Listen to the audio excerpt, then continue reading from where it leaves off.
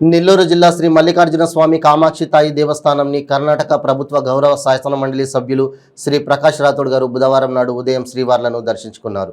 ఈ సందర్భంగా ఆయన మాట్లాడుతూ అత్యంత శక్తివంతమైన అమ్మవారి యొక్క దర్శన భాగ్యం ఆశీర్వాదం కలగడం చాలా శుభప్రదమని అన్నారు.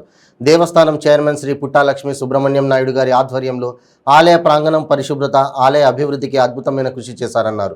మళ్ళీ కుటుంబ సభ్యులతో ఈ క్షేత్రానికి వచ్చి అమ్మవారి ఆశీర్వాదాలు పొందుతానని ప్రకాష్ రాథోడ్ తెలిపారు.